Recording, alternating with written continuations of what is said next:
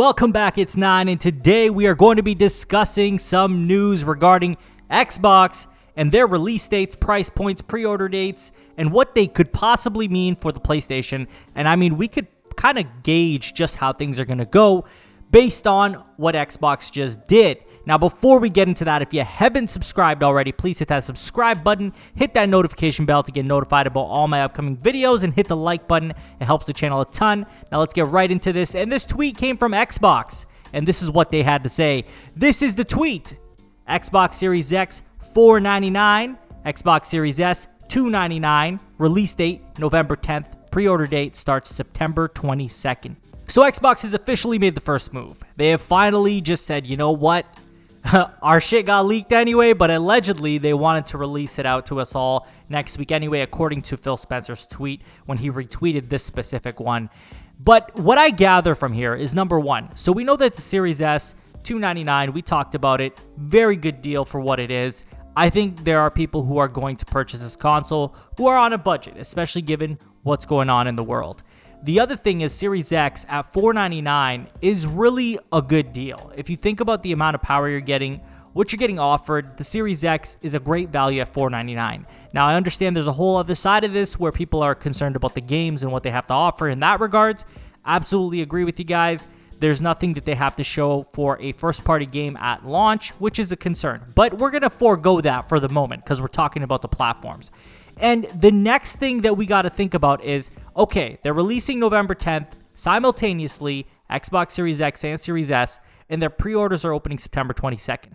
So what does this mean for the PlayStation 5? Well, number one, I definitely do not see Sony even being a penny over the Xbox Series X price at $499. I just don't see them doing that. Now, not that they can't get away with it, because that's definitely not what I'm saying here, but it's not a good look at the same time. I think $499 is where the PS5 is going to come in. I think the digital edition is going to be $399. And if there is a chance that they can undercut the Xbox Series X, oh man, that's it. It's a wrap. I think if the PS5 comes in at $399 for the standard, or even $450, I feel like it's going to cause a lot more trouble for the Series X than it would have otherwise. Now, obviously, we know that the PlayStation brand is much bigger. It's got a better following. It's got so much more to offer, in my opinion. So I think that regardless of them being the same price or not, that the PS5 is going to outsell the Xbox no matter what, even with the Series S included. I just don't see the PlayStation 5 underselling, because you have to look at it this way. If the digital-only edition comes in at $399, it's $100 more than the Series S, and it's more powerful. It's a more capable machine. And on top of that, you also have to remember that they have the best first-party games available. And again, I'm going to say in my opinion, but I think that Metacritic and all these other things can reflect that as well if you care about review scores. So the PlayStation 5 digital edition, I think, will eclipse the Series S because of the small difference in price, and at the same time, just what it has to offer in the power, obviously. But in terms of the Series X and the PS5 standard, I think $499 for $499 makes the most sense. They're both going to be the same price, and if Sony does go that extra mile to undercut them, oof, that's pretty much it. That's a wrap. I think that nothing can convince anybody to go get an Xbox who didn't originally intend to go get an Xbox Series X if the PS5 undercuts them by $50 to even $100. It's a big difference, guys. Like $50 to $100 for a machine that has, better games, has games at launch that are first-party titles. It's going to make a big difference. I think people will definitely opt for that over it. I think Sony will be looking to release in November as well, so this November 10th date doesn't surprise me. I feel like when we talk about holiday season, usually it falls in November. Nobody wants to release a console in December. I feel like it's usually probably more difficult to release a console in December, especially in North America, right? You got to remember we got Black Friday and all this other stuff that goes on during November. So right after that, most people have spent a lot of their money to buy gifts for the Christmas season. And if that's what the case is, what would be the point in you dropping a really expensive machine in December? I'm not saying nobody would purchase it, but it does make a difference. It's a thought that definitely runs through their head. The pre-order date, September 22nd. I think it's a good date. Obviously, you know, we're getting close to the cutoff. Like, really, we are. So it can't be any later than September. But then this brings up the question, what does Sony do next? In my opinion, and this is just speculation, obviously, I think that the PS5 is going to launch after November 10th. Do I know the exact date? Absolutely not. I think that it just probably most likely will launch mid-November, maybe late November, but it definitely will be happening in November. I would be shocked if it didn't drop in November. Like, December would be wild for it to be coming out then, but crazier things have happened, and we live in unprecedented times right now, so it wouldn't surprise me. I guess it would surprise me, but it wouldn't surprise me as much given the environment that we're in nowadays. But pre-order dates, this is the most important thing, and we've all been waiting. Sony, what are you doing? It's time for you to announce it. Man, you got all the information out there on the competition. If that's what you were waiting for, you're good. You're ready. Like, I don't know what you're waiting for anymore. You should announce, hey, this day we're going to announce all the rest of the information, and at least get us like comfortable, letting us think that something is happening soon. Now, in Sony fashion, I can see them totally. I could really see them opening up their pre-orders or announcing the rest of what's to announce. So features, UI, more games, price, opening the pre-order date. I could see them doing that right before September 22nd, at least announcing. I'm not saying opening pre-orders, but announcing their pre-order date, their prices, the rest of their games, the UI, the feature, the breakdown, the teardown, just showing everything. And that would definitely impact Microsoft, because we've known now that when PlayStation shows something, right, when they release some information about the PlayStation 5, it takes over the internet. Like, people love to talk about it, and it just takes over in major ways. Like, pretty much, let's put it this way.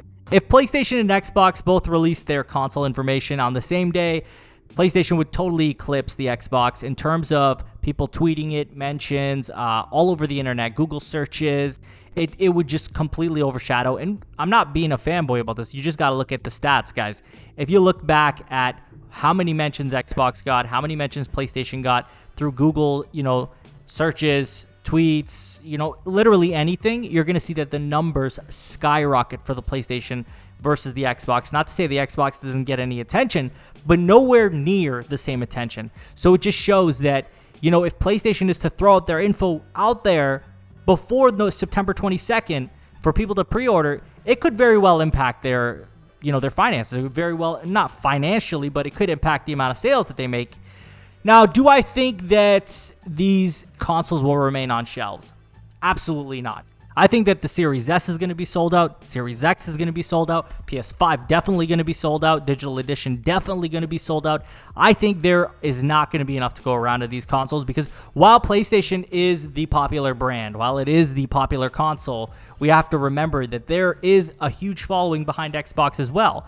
Is it even close to the same size as PlayStation? No, but there is a lot of people out there that do want to buy a Series X and do want to buy a Series S, regardless of how we feel. So I think that both these platforms will sell out of their inventory. I don't think that there's going to be much left. And that's a good thing for gaming, definitely. I see that as a positive thing. Now, there's a couple other things I want to discuss regarding the Xbox. Number one, they're going to be doing a financing program where you can pay $25, I believe it is, for the Series S a month for 2 years, and you get Xbox Live Gold, Xbox Game Pass Ultimate, get all that stuff. And then there's the same version, but a $35 one for the Series X, and same deal for 2 years. So they're trying to get more people in the door, which is great because, well, not everybody can afford to shell out $600 or $400 or whatever it may be to purchase a console. It's not that simple for everybody, so it really makes it more accessible. The other thing Xbox is doing, and I think it's something of note, right? They have EA Play going to be included this holiday with Game Pass. I feel like Microsoft had to do this move, and the reason I'm going to say that is because they have no first-party exclusives launching day and date with the console. Halo Infinite being delayed leaves them with very little to decide with, right? Like, they can't rush anything out the door. Everything's still in progress in terms of future games like Fable or Avowed, right? So what can they do? They can likely make a partnership with EA, which they did, where their games will be on Game Pass. So I see the way they're going about this, and I guess it's an improvement over having nothing at all. But at the same time, Again, this is them selling Game Pass, which I'm not a big fan of because it seems like that is the basis of what Xbox is becoming.